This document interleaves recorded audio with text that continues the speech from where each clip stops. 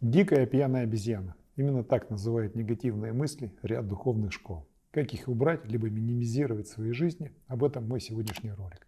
С вами я, клинический психолог-кинезиолог Николай Соловьев. Я хотел бы вам напомнить ряд техник, которые позволяют минимизировать те негативные мысли, которые каждый из нас, особенно в период стресса, может получить в своей голове в виде действительно дикой пьяной обезьяны, которая не дает нам ни есть, ни спать, ни спокойно принимать решения. Первая техника, которая называется психоэмоциональный релиз, снята отдельным роликом, есть у меня в ленте, ссылочку я приложу, пожалуйста, перейдите, посмотрите, это лучше, чем я буду повторять на камеру это еще раз. Вторая техника, это знаменитая техника, когда мы дышим на счет 4. То есть каждая фаза дыхания происходит на счет 4. Раз, два, три, 4. С той или иной комфортной скоростью, желательно более замедленной, чтобы получить осознанный вот этот цикл вдоха и выдоха с паузой. Вдох 4 счета, пауза, выдох 4 счета, пауза. Вот так проходит это все. И снова вдох, пауза, выдох, пауза. То есть 4 фазы на 4 счета. Можно очень хорошо это применять. Еще один из моментов, который можно применять в повседневной жизни, причем применять очень быстро и просто, когда вы подходите, допустим, к проточной воде, пусть это будет кран на кухне, либо в кабинете, либо в туалете, открываете воду, желательно холодную, и подставляете под нее руки, под проточную воду, и держите, фокусируйтесь на какой-то негативной мысли, старайтесь ее думать, в это время удерживайте руки под краном. Не поверите, работает исключительно, проверьте через какое-то время уровень того негативного потока, который проходит в вашей голове, вдруг куда-то по волшебству исчезнет. Замечательная техника, которая предложена рядом авторов, я ее тоже применяю в повседневной жизни.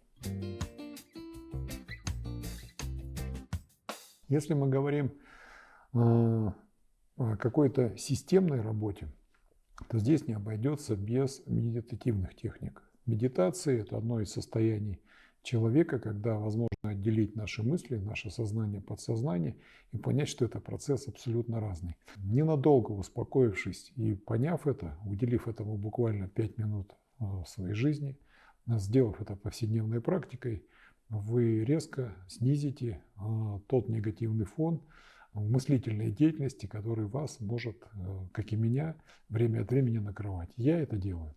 Хотел бы вам напомнить еще одну замечательную технику, которую я тоже применяю. Это так называемая техника набегающей и убегающей реки. Для этого надо сделать не такие уж сложные действия, если вы находитесь на природе, либо рядом с вашим домом, в парке есть ручей, река, все что угодно. Объем не столь важен. Для начала надо встать лицом по течению и подумать ту мысль, скажем так, либо тот объем мыслей, который вам доставляет некий дискомфорт. Вы стоите по потоку, думаете и как бы с потоком вместе эти негативные мысли отпускаете. Проходит какое-то время, буквально минуты полторы-две, и вдруг вы понимаете, что вы уже не можете так остро подумать. Соответственно, свято место пусто не бывает. Чем-то надо себя наполнить. Чем же себя наполнить? Развернитесь теперь и встаньте лицом на набегающее течение. И представьте, ощутите, посмотрите на ту красоту, которая рядом с вами. Ассоциировать воду как раз можно с теми положительными событиями, мыслями, качествами, которые вы хотели, чтобы в вашу жизнь притекли, привнеслись и так далее. Поддерживая это состояние и глядя просто на набегающую у вас воду, это может быть, кстати, волна на море, приходит ощущение того, что ваш разум успокоился и объем негативных мыслей стал гораздо меньше. Я думаю, что все эти техники будут вам полезны, каждый выберет свою. Я буду рад вашим комментариям. Также подписывайтесь на мой канал, здесь очень много интересного. С вами был я, Николай Соловьев. Всем добра и здоровья.